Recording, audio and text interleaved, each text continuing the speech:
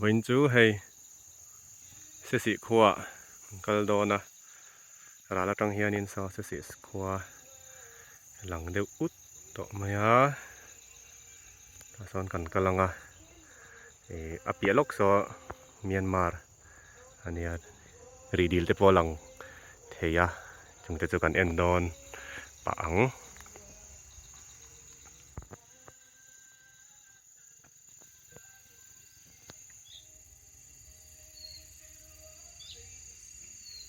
lang thế khi mọi lượt tục lăng phía lượt tục thấy lòng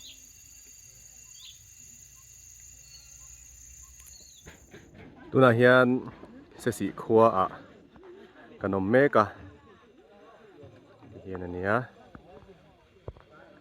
lại so nên mi thiên lâu này à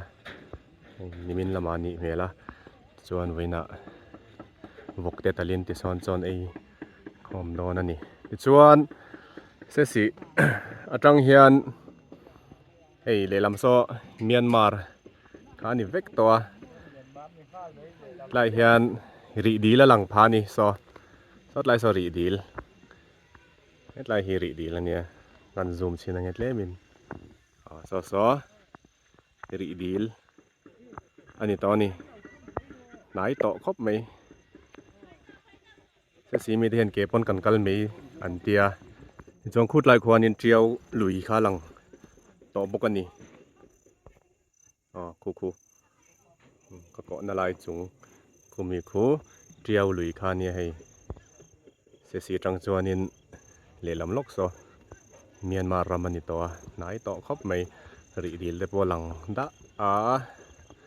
a view hi an tha em khopomo hetlai tang hian thut mai hi chak om lut tuka hetlai hian shed neu reu an lo siama hian thut chungin ri dil en veng pain a en theya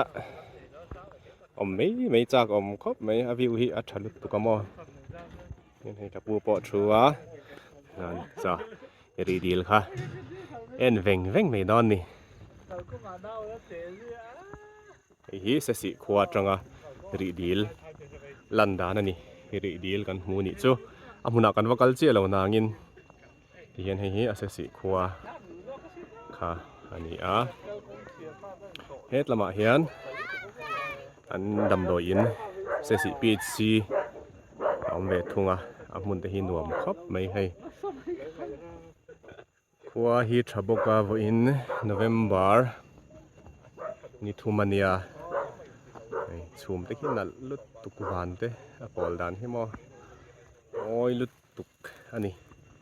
ri dil lang ut mai box ya etia video lak ai hian amuna enin alang nai le zol zo ka mo chu kan han cover zoi ani video in moi ema